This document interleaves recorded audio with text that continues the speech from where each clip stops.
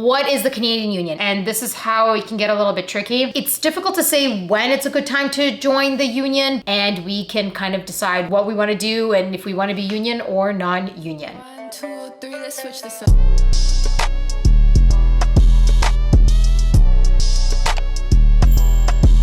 Hello, my little honeys. Welcome back to my channel. If you are new, my name is Anastasia, also known as your famed social media girl. If you are new, I'm an actor based here in Toronto. I make videos about acting, self-love, body positivity, and of course, occasional vlogs. If you haven't done so already, please don't forget to subscribe. And of course, don't forget to turn on the bell notification button so you know every single time that I post, which is on Fridays. I also wanted to mention, I do consultation sessions about acting and whatnot. So if you feel that you would like to talk about your package, or you feel like maybe something's not working, or you want me to take a look at things, or you just have big questions about acting, anything related to the industry, I'm more than happy. My email is always linked in the description box below, or if you want to DM me on Instagram, you're more than welcome to. Let me know what you think, and if this is something you're interested in, we could talk about all that stuff and then set up it was always going to be online over Zoom or whatever, over video. So if that's something you're interested in, you know where to find me. Before we get started on this video, I do have to kind of address a little bit something that I think is important for me to address. If you have not heard, writers have gone on strike, primarily in the States, and it's a pretty big thing. And I don't think there has been a writer's strike for, God, a couple of years now. The last one was probably like 10, 15 years ago, and it lasted roughly about 100 days. And it was rough. It was really difficult. You know, people lost their homes, everything, because they were completely out of jobs. I just want to say that I am standing with all of you guys. This is a really big movement for you. This is a really big step forward. We all support you. We salute you. We are there for you, because if it wasn't for our writers and our screenwriters and people that create the beautiful work, we would not have amazing, gorgeous scripts to be working off of, to be working with. And that's all I can say, really. Like, we're standing behind you. And if I could hold a sign in LA right now as well, I'd be doing that too. Now, the other thing I wanted to address was primarily, how does this affect us Canadians and our Canadian content as Canadian actors? Obviously, a lot of American productions come here to film in Canada because of taxes and it's cheaper. The strike could cause delays in the production schedules of American productions that are being filmed here in Ontario. There will be no negotiations happening in terms of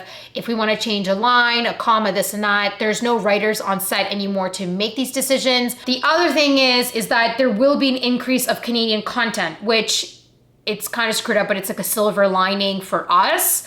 Because as a result of the strike, Canadian networks and streaming services may increase their demand for Canadian content to fill up the gap that is left by American productions. Anyways, I stand with you writers. I'm here for you. If you guys want to chat, you know where I am. You can DM me, you can comment down in the comments, and we can have a conversation about it.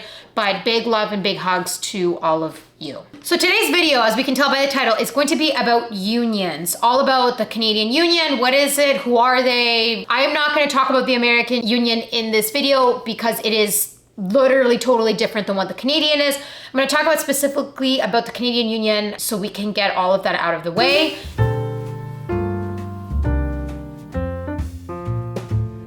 Who are they? What is the Canadian Union? It is called ACTRA. It is literally, the title is the Alliance of Canadian Cinema, Television, and Radio Artists. It is there to negotiate contracts. It is there to have your back. It is there to help you. It's there to protect you. They make sure that you have minimum standard pay, that you have good working conditions, everything. Like, really, they're kind of like almost like a law firm for actors in a way, if that's how you want to look at it. When you are in the union, you are fully protected by ACTRA. Like, they are there for you 1000%. That's the whole entire point of the union. When you are with ACTRA, you cannot do any non-union work. You're officially not considered non-union. Anything you see on TV like Netflix, Crave, Amazon Prime, big shows, movies, etc., those are all union. They're all unionized. They only hire union production. They hire union actors. If you would like to eventually get onto that and get onto Netflix and be on Euphoria and whatever, you're gonna need to go union. In order to be union, you need to be a permit resident or a citizen of Canada. It really sucks, I know, but that is what it is. You cannot do union work.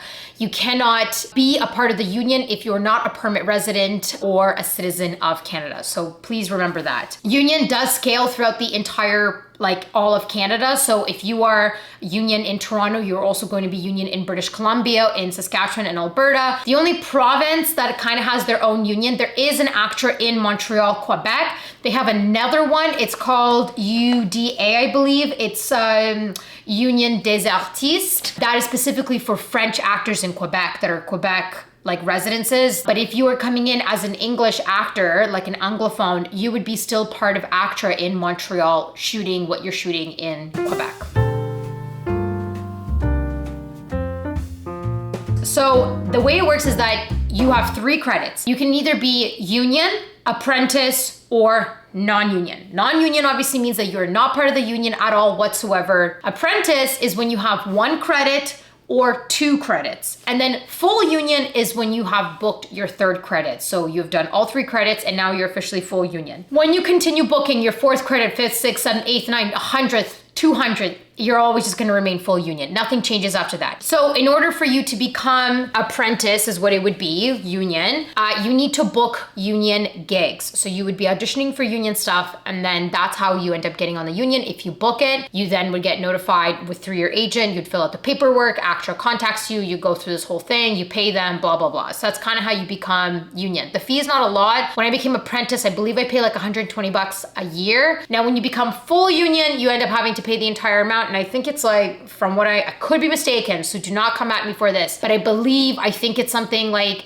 $1,000 or $1,500 you pay up, because I think the entire full total of you becoming full union is something like $2,000 from what I believe. Another way you can get the credit is if you graduate from theater school, whether it be like an acting program in college or like a conservatory theater school in university. You have 60 days after you graduate to claim that credit if you want to. And if you choose to do it, you'll officially be apprentice. So that is an option if that's something you're interested. Again, think about it. Don't rush into it. Really think long and hard about it, whether it's something you want to do and completely skip the non-union circle and jump right into the apprentice. So if that's something you want to do, then by all means, go for it. Remember that when you become apprentice and you're becoming union, you are playing against actors that have credits upon credits behind them. So you better be really on your game. You better know what's up and how to do an audition and self-tape. And I'm not trying to discourage you, but I'm just trying to get you to realize that, like, if you don't know how to act and you are new to this and you have never done this before, I would not take your theater school credit right away, because you could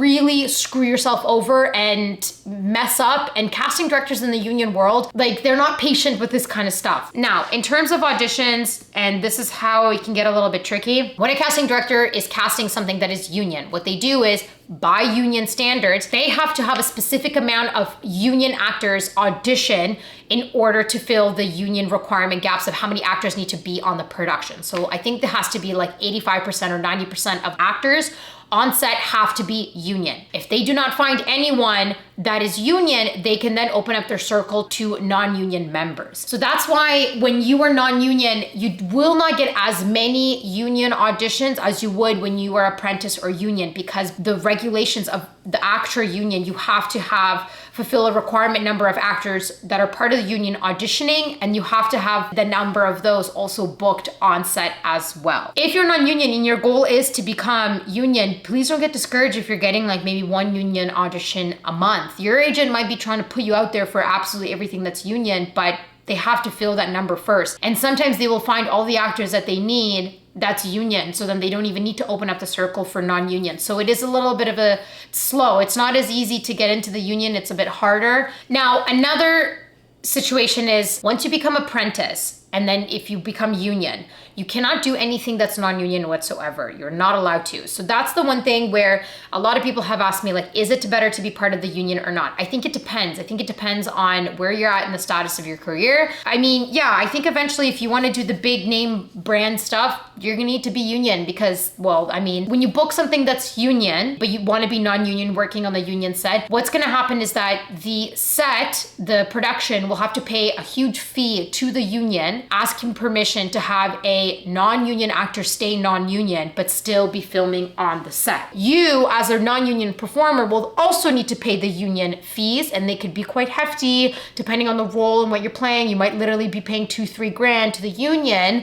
in order to be on that set as a non-union actor. So it might not make sense sometimes if you're booking union stuff to consistently be non-union, because then you're essentially, all the money that you're making off of this union gig, you're essentially paying it back to the union because you're refusing to be a part of the union. The only time I would recommend for that to happen is, like, for example, if you are not a permanent resident of Canada and you have an agent and your agent submitted you for something that's union and you booked it. Obviously, in that sense, there's nothing you can do about it. You can't be part of the union because you don't have your permanent residence. So you would have to pay the union fees in order to be on that set. By law, technically, they can't hold that union credit for you and wait till you become permanent residents, then give you that union credit. I've heard of scenarios where they're nice enough, where you have a phone conversation, email conversation, and be like, look, I'm about to get my permanent resident in like 3 months. Is there any way you can hold this credit for me? And then like I'll pick it up and put it on my file when I become permanent residents. They have allowed this. I shouldn't even really be saying that, but yes. So please do not email them being like, hey, this girl that I watch on YouTube said that you guys do this. No, I just heard down the grapevine. It's difficult to say when it's a good time to join the union, but I just think like you need to make a decision for yourself. If you are new to the industry, I would say non-union is better for you to do, because you need to make a name for yourself and you can build your portfolio and demo and resume with a lot more work with non-union than you would with union. I wouldn't rush getting into the union, to be honest. I would take your time. I would do your non-union work, make a name for yourself, do your thing, and the time will come when you do feel that it is right. ACTRA is also good if you're a background performer and you're watching this video. You can also be part of the union as a background performer. The other thing you want to do, remember, is that if you do background and you become union because of background, you will automatically also be union as a principal actor as well. So do be careful that if you are doing both, you have to kind of decide what's more important to you. Is making more money as a union background performer more important? Then by all means go with that. But if you're more important for you is to grow as an actor for principal work and you're very new, I'd probably say no to the upgrades that you're getting on background and stick to being non-union, so then you can kind of build that side. You'll have to see what's more important for you. Agents will sign you regardless whether you are non-union apprentice or full union. It does not matter. Eventually, when you are with your agent and you've been booking non-union stuff, your agent will have a conversation with you to talk about like, hey, what do you think? Do you want to be union? What's your goal? Like, what do you like doing? That kind of stuff. It's an interesting conversation to have because it's also something you need to think about for yourself. Non-union, obviously, there's a lot more work because there's room to create your own work. There's room for you to do stuff with your other friends. There's a lot more going on. When it's union, that really all falls away. So it just depends on like what is more important to you. When you're signing with your agent, you 1000% can discuss with your agent what your route is and what you feel like. You can also, like, let's say if you booked one union gig, I know friends who've booked one union gig and their agent's like, look, it's great that you booked this union gig, but let's not take the credit because I just don't think you are ready to go down that route.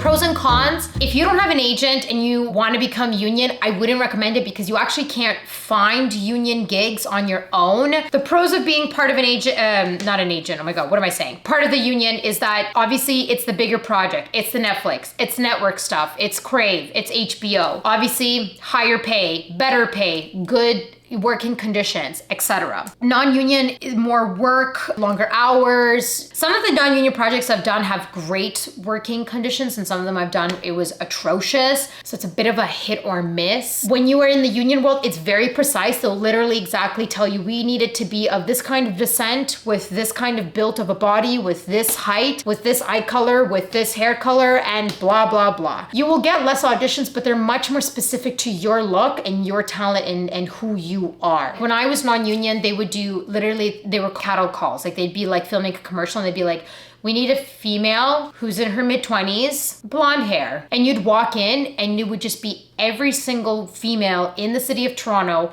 that has some form of blonde hair. Strawberry blonde, dirty blonde, honey blonde, light blonde, any blonde you could possibly think was in that room. And I'm like, we all look absolutely totally different. Like it's literally a cattle call. So this would be access eventually to USA and to working to American productions and living in the States and working in the States. You can't really be non-union and doing that. Like you need to be part of the union in order to, you know, go down south. The pros is you're playing with bigger actors, you're gonna be challenging yourself, you're gonna be working on productions and scripts that are like meatier and challenging and harder and whatnot. So there is the pros in that. The cons is that if you're a part of the union, you can't do any non-union projects, you can't do any independent films, you can't do any indie films. You could have less auditions when you're union, and it could be harder to book when you're union because it's just such a very difficult playing field. The cons as well is that it's harder to build your career and who you are and like experience if you're a part of the union, if you're new to the industry, because no one knows who you are. You're very green, so you will have a lot to learn. And when you're union, you don't really have a much leg room to learn and build yourself. Honeys, this is the end of my union video about agents and unions and how that is connected. Let me know if you have any questions about unions. I think, like I said, there's so much we can talk about and go down this route about unions and everything. I think this conversation can go on for hours, but again, don't look at your friend, this way and be like, well, they're part of the union, I guess I should be too. I really think it's something you need to sit and think about yourself. What is it that you want from your career? What is it that you want from your acting, goals and everything? And then have a conversation with your agent if you were assigned to be like, what do you think? Where am I at? Like, honest truth. And that will help you make your decision a lot easier. Okay, honeys, I gotta get going. I love you. Have a wonderful weekend. And please reach out to your writers friends. Writers, we love you. We stand with you. And have a wonderful Friday. Mwah. Bye, honeys.